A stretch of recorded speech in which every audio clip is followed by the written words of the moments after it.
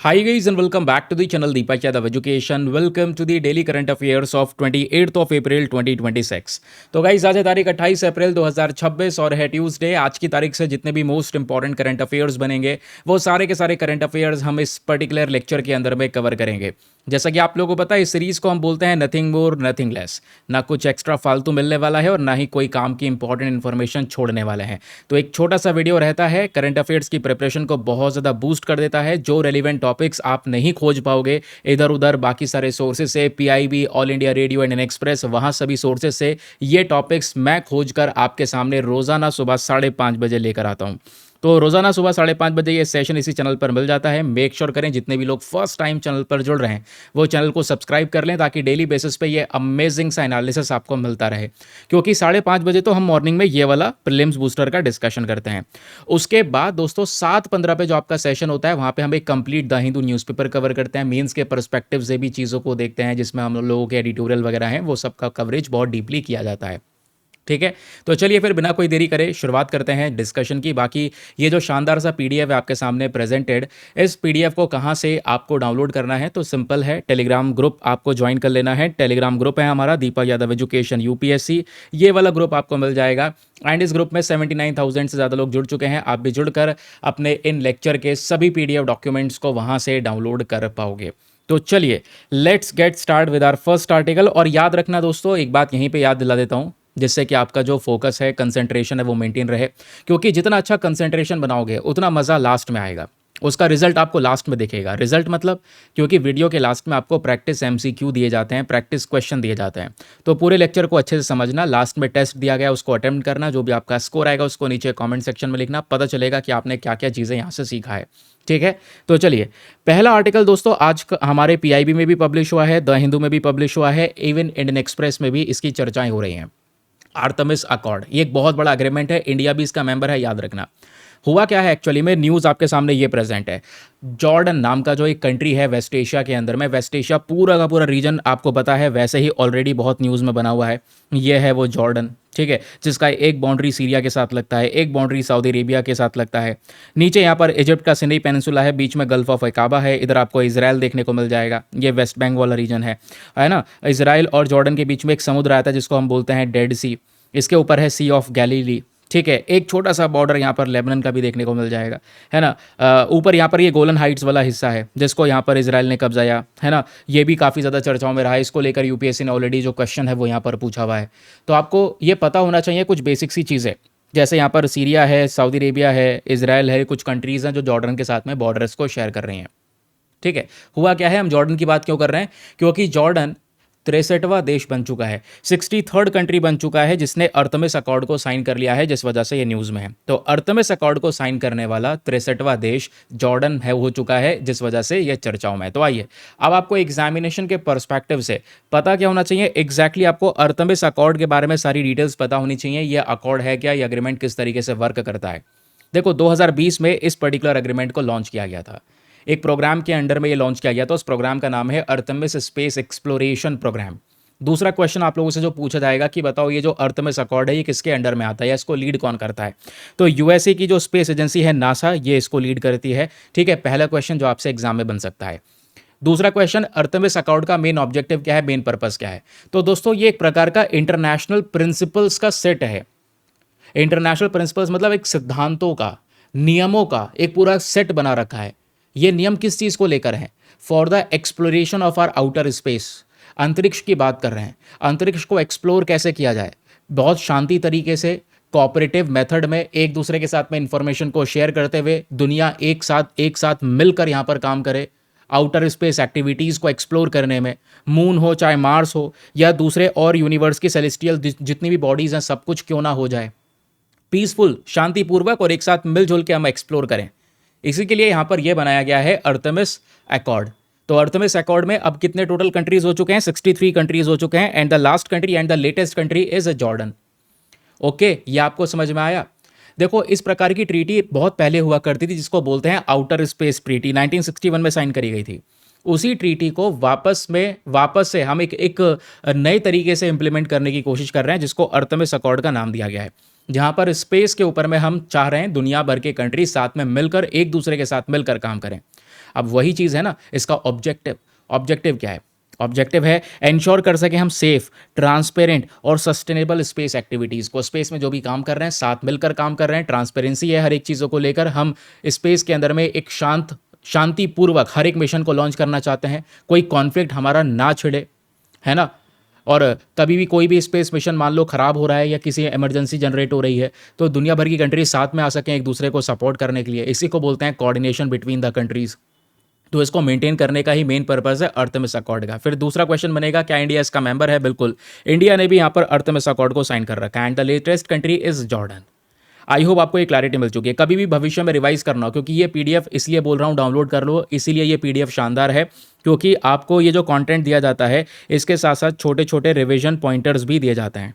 कभी भी भविष्य में रिवाइज करना है दोबारा उठा के ये सब पूरा इतना बड़ा सेक्शन खोलने की ज़रूरत नहीं है। ये रहे 5 पॉइंट्स, इन 5 पॉइंट्स में काम हो जाएगा। और कोई भी इन्फॉर्मेशन आप देखोगे इन 5 पॉइंट्स में छूटी नहीं है। जो यहाँ पे अवेलेबल है वो सब कुछ यहाँ पर रिवीजन पॉइंटर में भी अवेलेबल है कि अर्थमिस अकॉर्ड क्या है, 2020 में लॉन्च किया गया, नासा के थ्रू लीड किया गया, मेन पर्पस इसका क्या है, based on outer space treaty, इसके main principles, Jordan is the 63rd signatory, latest member and India is also a member of Artemis accord.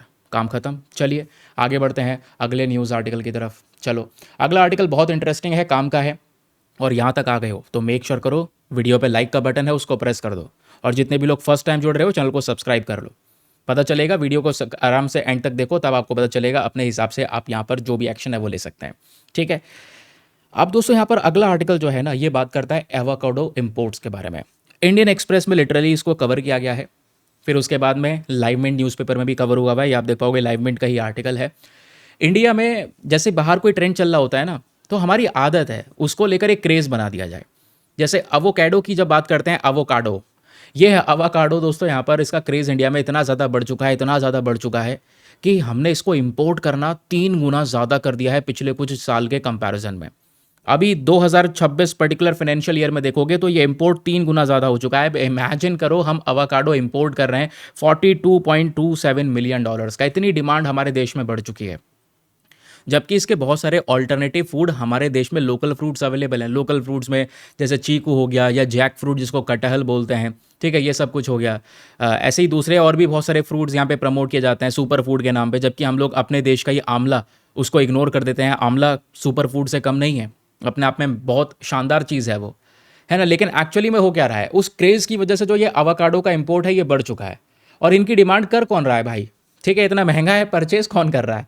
Purchase कर रहे हैं हार्ट फ्रेंडली ऑल्टरनेटिव देखो हार्ट फ्रेंडली जो patients हैं स्पेशली यहाँ पर वो यहाँ पर इसको परचेज कर रहे हैं। हार्ट फ्रेंडली मतलब कहने का मतलब यह है कि जो हार्ट डिजीज़ से गुजर रहे हैं। माफ़ी चाहता हूँ, एक पीछे से कॉल आ गया था। तो जितने भी यहाँ पर आप कह सकते हैं हार्ट रिलेटेड पेशेंट्स हैं वो ये चाह रहे हैं कि हमारी हार्ट हेल्थ थोड़ा सा बढ़िया रहे।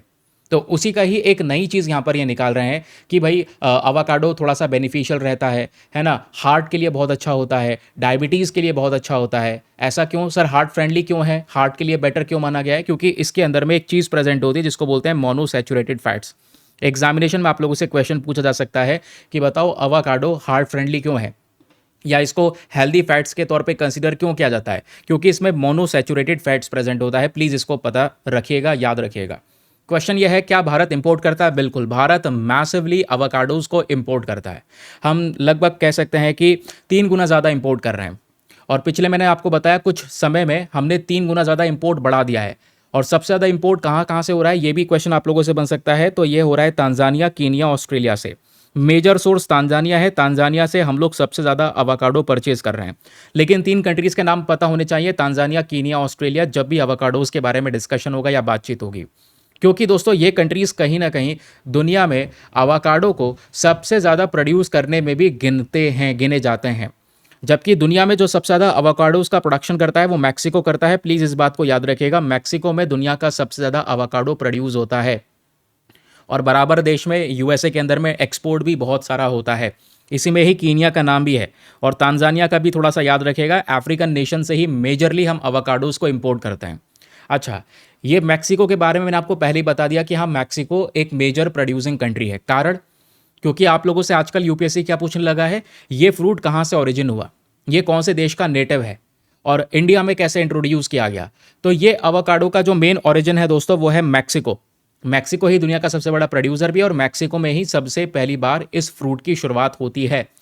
ये वहीं से ओरिजिनेट होता है, सेंट्रल अमेरिका से ओरिजिनेट होता है और इंडिया में ये लेकर आया गया अमेरिकन मिशनरी के माध्यम से। ये पोर्चुगीज लेकर नहीं आए, अमेरिकन मिशनरी के माध्यम से लेकर आया गया, क्योंकि क्वेश्चन इस प्रकार से बन रहे हैं कि पोर्चुगीज क्या क्या लेकर आए। बहुत सारे आइटम्स लेकर आए थे, ठीक है, जिस वजह से वो चर्चाओं में रहते हैं।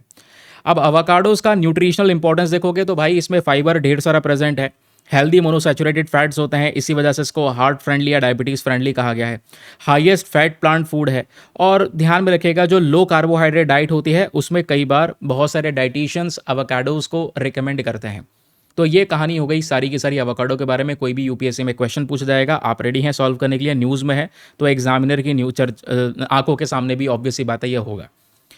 अब देखो कभी भी रिवाइज करना है तो ये रहे रिवीजन पॉइंटर कि एवोकाडो के मेन सोर्सेस भारत के अंदर में कौन कौन से हैं। तो मेन सोर्सेस में आप इन सोर्सेस को मेजरली याद रखिएगा, तांजानिया, कीनिया, ऑस्ट्रेलिया। फिर उसके बाद में इसके ओरिजिन के बारे में हमने डिस्कशन कर ही लिया। भारत में कौन लेकर आया, अमेरिकन मिशनरीज यहाँ पर इंडिया में एवोकाडोज को इंट्रोड्यूस करते हैं, जबकि ये नेटिव क्रॉप या इसका जो मेन ओरिजिनेशन है वो होता है मैक्सिको में। आज खाने पीने की बात हो रही है, एवोकाडोज के बाद हम लोग अब बात कर रहे हैं दोस्तों चीज़ के बारे में। आपने देखा नहीं देखा, इंडियन एक्सप्रेस के अंदर में पिछले 2 दिनों से लगातार 3-4 टॉपिक इसको लेकर पब्लिश हो चुके हैं, है ना। आज थोड़ा सा जो हमारा सेशन है ये इंडियन एक्सप्रेस डोमिनेटेड ज़्यादा है क्योंकि आर्टिकल वहाँ पे काम काम के हैं। इवन जब मैंने आर्टिकल को सर्च किया तो प्राइम मिनिस्टर का ट्वीट भी मिला इस आर्टिकल को लेकर। तो ठीक है, प्राइम मिनिस्टर का यहाँ पे ट्वीट है, भारत को 4 मेडल्स मिले हैं। कौन सी इंडस्ट्री में, चीज़ इंडस्ट्री में। तो प्रधानमंत्री ने कॉन्ग्रेचुलेशन भी ऑब्वियसली बातें किया है, या फिर कह सकते हैं बधाइयाँ दी हैं भारत के उन चीज़ मेकर्स को जिन्होंने इस मेडल को हासिल किया है। ये मेडल कहाँ, कोई दूसरे देश में मेडल मिल गए क्या कि हाँ प्रधानमंत्री कॉन्ग्रेचुलेट कर रहे हैं? बिल्कुल दूसरे देश में मिले हैं। ब्राज़ील के अंदर में एक बहुत बड़ा इवेंट हुआ है, उस इवेंट का नाम है दोस्तों याद रखेगा मुंडियल डो क्वेजो डो। इनका प्रोनाउंसिएशन ऐसी है, ब्राज़ीलियन भाषा कुछ ऐसे ही आपको देखने को मिल जाएगा। प्रोनाउंसिएशन हमारे लिए थोड़ा सा डिफिकल्ट है ये। तो 2026 का ये इवेंट हुआ, भारत को 4 मेडल मिलते हैं दोस्तों। हमारे देश में प्रोड्यूस करने वाले अलग अलग 4 प्रकार के चीज़ क्वालिटीज़ को, और वो 4 प्रकार की चीज़ कौन कौन सी हैं ये बस आपको पता होनी चाहिए। यहीं से गेम खराब हो जाएगा अगर ये नहीं पता होगा। इसमें जो पहली चीज़ है दोस्तों उसका नाम है ब्री स्टाइल चीज़, ये सॉफ्ट और क्रीमी होती है। दूसरी है याक छुर्पी, छुर्पी सॉफ्ट भी आती है, थोड़ा हार्ड वगैरह वाली भी आती है, ठीक है। थोड़ा से ब्लॉक्स वगैरह जो होते हैं छुर्पी के, जैसे मैंने आप लोगों को थंबनेल में लगा रखा है ना। फिर उसके बाद आता है एक ब्रूनोस्ट। जैसे छुर्पी जो है ना दोस्तों, ये हिमालयन रीजन के अंदर में ज़्यादातर प्रोड्यूस की जाती है, लद्दाख वाला हाई ऑल्टीट्यूड रीजन वगैरह है, वहाँ पे याक का जो मिल्क होता है उससे छुर्पी को बनाया जाता है। ब्रूनोस्ट की बात करेंगे तो ये कंसनट्रेटेड वे से बनता है, देखो वे से बनता है, याद रखना, जैसे वे प्रोटीन वगैरह बन रहा है तो वे से बनता है ब्रूनोस्ट, कंसनट्रेटेड वे से। फिर आता है आपका बेल्पर नॉल स्टाइल, ये थोड़ा क्रम्बली होता है और ये वाला थोड़ा सा स्पेशल है, और स्पेशल इसलिए क्योंकि इसमें ब्लैक पेपर को ऐड किया जाता है। देखो ब्रूनोस्ट में वे ऐड है, याक छुर्पी में याक मिल्क है, और बेल्पर के अंदर में बेल्पर पेपर याद रखिएगा, इसमें ब्लैक पेपर का यूज़ किया गया है। फिर बचता है यहाँ पर ब्री स्टाइल चीज़ जो थोड़ा सा सॉफ्ट और क्रीमी है। मैचिंग करने को लेकर क्वेश्चन पूछा जा सकता है क्योंकि इन चारों के चारों चीज़ को इंडिया में ये मेडल प्रोवाइड करवाया गया है। ब्राज़ील में इन्होंने ये मेडल को जीता है। प्राइम मिनिस्टर भी यहाँ पर इस चीज़ को मेंशन करते हैं।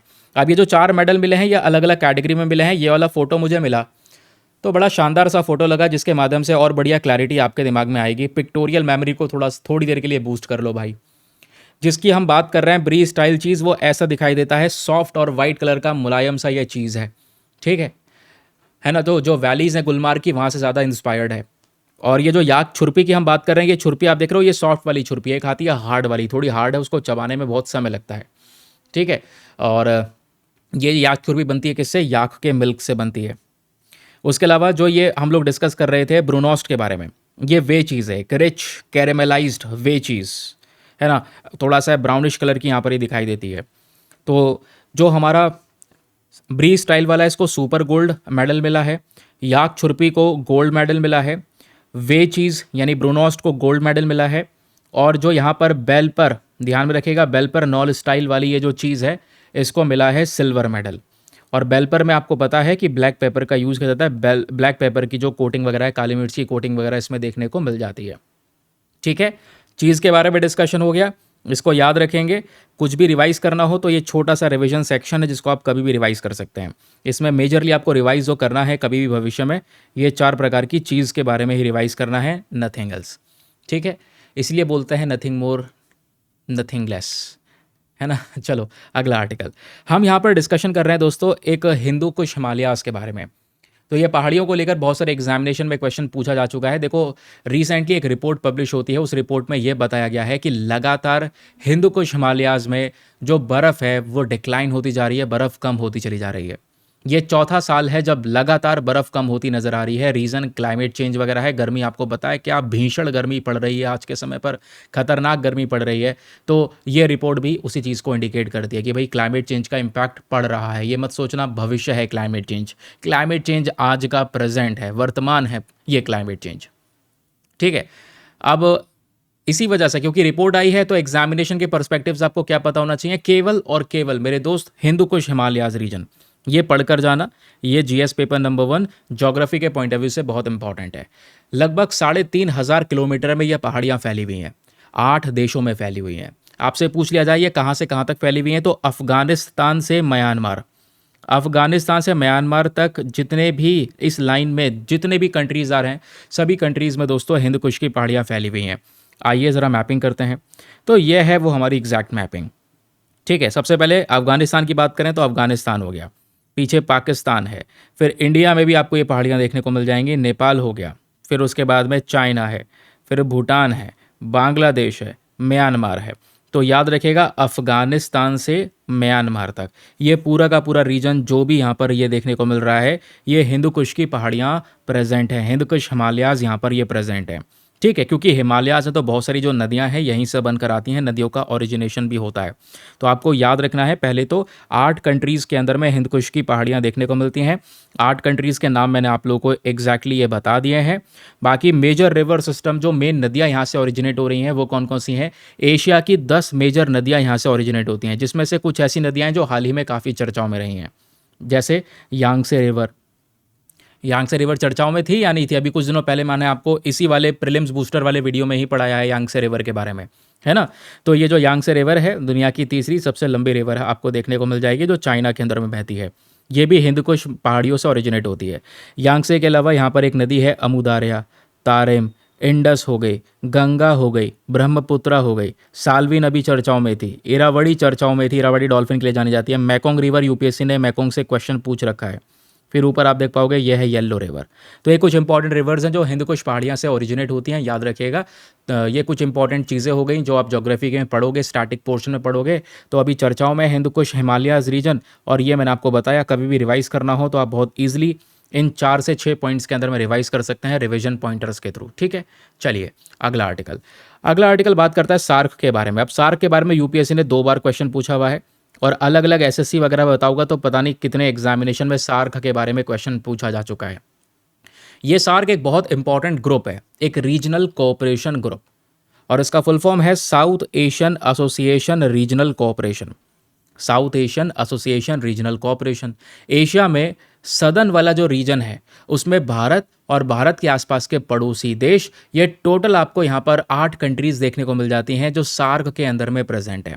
ठीक है, इन 8 कंट्रीज़ के नाम आपको रटे होने चाहिए, ये बहुत इंपॉर्टेंट है। लेकिन आप कहोगे सर अभी तक हमने जितने भी आर्टिकल पढ़े सब में हमने कारण देखा कि ये क्यों न्यूज़ में है। चीज़ क्यों न्यूज़ में था, गोल्ड मेडल की वजह से। अभी हिंद कुश पहाड़ियाँ क्यों न्यूज़ में थी, स्नो मेल्टिंग की वजह से। सार्क ग्रुप क्यों चर्चाओं में है, क्योंकि दोस्तों भारत ने मालदीव्स के लिए 30 बिलियन रुपीज़ का एक बहुत बड़ा जो अमाउंट है उसको अप्रूव करवाया है। मालदीव्स को यहाँ पर एक करेंसी स्वैप अग्रीमेंट के थ्रू पैसा दिया जा रहा है, फाइनेंशियल सपोर्ट दिया जा रहा है, ये सार्क ग्रुप के थ्रू सपोर्ट करके। इस वजह से ये चर्चाओं में, इसीलिए यहाँ पर इस ग्रुप को बनाया गया है कि south Asian association regional cooperation इसलिए है कि हमें कभी भी ज़रूरत पड़ेगी एक दूसरे देशों की तो हम इकट्ठा है एक दूसरे को सपोर्ट करने के लिए। ठीक है, तो याद रखिएगा एक दूसरे को हम लोग सपोर्ट करते हैं, एक दूसरे के डेवलपमेंट प्रोग्रेस के लिए काम करते हैं। अब क्वेश्चन ये है कि ये जो 8 कंट्रीज़ हैं भारत के पड़ोसी देश हैं, सारे के सारे पड़ोसी देश हैं। हम हो गए इंडिया। इंडिया के अलावा यहाँ पर आप लोग देखोगे तो ये रहा अफगानिस्तान, दूसरा कंट्री हो गया, फिर उसके बाद पाकिस्तान तीसरा कंट्री हो गया, चौथा यहाँ पर हो गया नेपाल। और नेपाल की जो कैपिटल है काठमांडू, काठमांडू में ही सार्क का मेन सेक्रेटेरिएट है, मेन हेडक्वार्टर है, याद रखिएगा। ठीक है, फिर उसके बाद यहाँ पर भूटान है, बांग्लादेश है, और इधर श्रीलंका है। ठीक है, और नीचे यहाँ पर आपको मालदीव्स देखने को मिल जाएगा।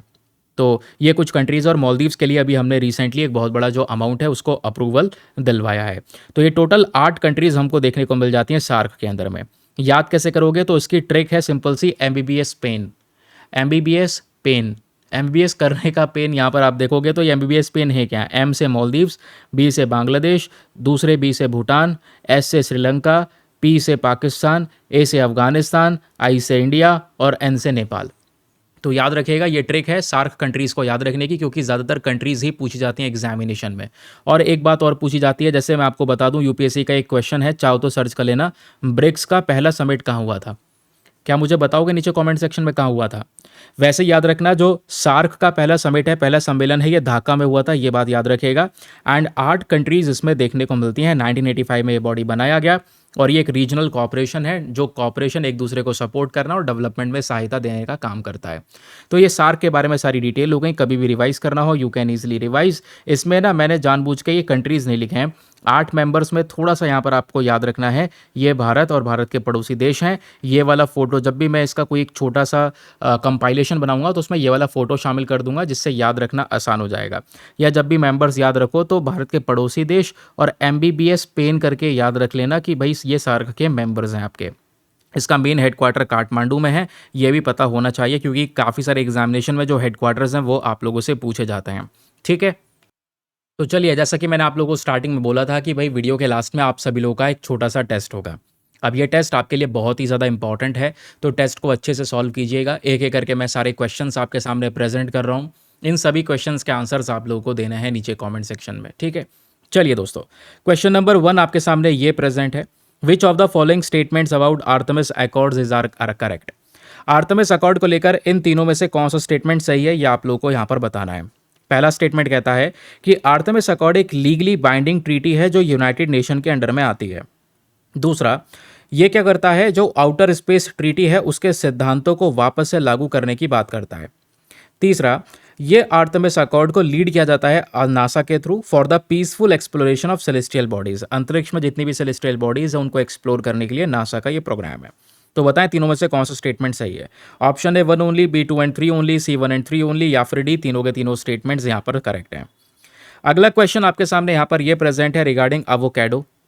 तो यहाँ पर आप देख पाओगे अवोकैडो जो है, avocado is considered heart friendly. ये हार्ट फ्रेंडली माना जाता है अवोकाडो। आखिरकार क्यों? इसके अंदर में क्या कंटेंट है जिसकी वजह से इसको हार्ट फ्रेंडली कहते हैं? क्या इसमें सैचुरेटेड फैट्स हैं?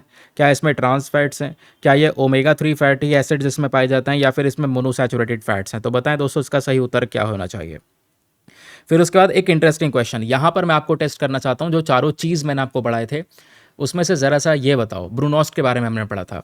जो ब्रूनोस्ट चीज़ है ये प्राइमरीली किस चीज़ से बनता है, ये बताओ। क्या ये मिल्क फैट से बनता है? अब देखो, जिसने नहीं पढ़ा होगा वो बता ही देगा कि भाई हाँ, अगर ब्रूनोज है, ब्रूनोस्ट चीज़ की बात हो रही है तो ये मिल्क फैट से बनता होगा। अगर नहीं पढ़ा होगा तो ये कहोगे मिल्क फैट से बनता होगा या बटर से बनता होगा, है ना। लेकिन आपको बताना है क्या है, मिल्क फैट से बनता है, केसीन प्रोटीन से बनता है, वे से बनता है, या फिर ये बटर से बनता है। इसका सही उत्तर यहाँ पर क्या होना चाहिए। फिर उसके बाद अगला क्वेश्चन आपके सामने यहाँ पर ये प्रेजेंट है regarding the Hindu Kush Himalayas region. तो ये पर्टिकुलर रीजन एक्सटेंड करता है from which of the following countries? कौन से देश से कौन से देश तक ये पहाड़ियाँ फैली हुई हैं, ये बताइए। क्या इंडिया से चाइना में फैली हुई हैं, नेपाल से भूटान तक फैली हुई हैं, पाकिस्तान से बांग्लादेश तक फैली हुई हैं, या अफगानिस्तान से म्यांमार तक फैली हुई हैं? तो इसका सही उत्तर क्या होना चाहिए? फटाफट इसको भी लिख दो नीचे कॉमेंट सेक्शन में। अगला क्वेश्चन आपके सामने ये प्रेजेंट है रिगार्डिंग द सार्क सेक्रेटेरिएट। तो यहाँ पर हम बात कर रहे हैं south Asian regional association group के जब बारे में डिस्कशन हो रहा है। तो ये जो पर्टिकुलर ग्रुप है इसका मेन हेडक्वार्टर कहाँ पर है, ये बताओ। क्या हेडक्वार्टर याद है आपको या नहीं? न्यू दिल्ली, ढाका, कोलंबो या काठमांडू? बताओ नीचे कमेंट सेक्शन में इसका हेडक्वार्टर कहाँ पर है। और आपको जब ये हेडक्वार्टर बताओ तो आपको एक काम और करना है, ये south Asian association for regional cooperation की मेंबर कंट्रीज़ को थोड़ा सा रिमेंबर करो, है ना। आपको क्या ट्रिक बताई थी, उस ट्रिक के हिसाब से कंट्रीज़ को थोड़ा सा याद करने की कोशिश करो, पीछे मत जाना, अपने हिसाब से यहाँ पर रिमेंबर करने की कोशिश करो, ठीक है। बाकी यहाँ पर ये होता है हमारा आज का सेशन समाप्त। आई होप आपको मज़ा आया होगा, बहुत कुछ जानने को मिला होगा। बाकी अभी थोड़ी देर बाद द हिंदू का न्यूज़पेपर डिस्कशन होगा, पॉसिबिलिटी है जब अगर रिकॉर्डेड वीडियो होगा तो आपको मिल जाएगा, या फिर लाइव डिस्कशन करेंगे तो यहाँ पर आपको वो उसके बारे में जानकारी मिल जाएगी। बस होगा क्या, थोड़ी देर बाद आपका अभी 1 से 2 घंटे के बाद द हिंदू का वीडियो अपलोड हो जाएगा, उसको भी आराम से देखिएगा। वो एक न्यूज़पेपर सेपरेटली आपका कवर हो जाता है, यहाँ पे न्यूज़पेपर के अलावा जितने भी सोर्सेज हैं वो कवर हो जाते हैं। तो करंट अफेयर्स का एक पूरा होलिस्टिक सोर्स आपको मिल जाता है ये वाला चैनल, जहाँ पे आपको डरने की ज़रूरत नहीं। एक फोमो क्रिएट है कि सर इतना कुछ पढ़ने के बाद भी हमसे छूट जाता है, ज़रूरत ही नहीं है, क्योंकि मैं मैक्सिमम से मैक्सिमम चीज़ों को, खासकर जो इंपॉर्टेंट है, कोई अननेसेसरी चीज़ ना हो, उसको कवर कर रहा हूँ दोनों वीडियोज़ में। ये हमारा प्रीलिम्स बूस्टर और दूसरा यहाँ पे हमारा न्यूज़पेपर एनालिसिस, जिसमें हम एडिटोरियल एनालिसिस पे एक बहुत मेन फोकस करते हैं। चलिए आज के लिए बाय बाय दोस्तों, have a nice day, thank you and जय हिंद।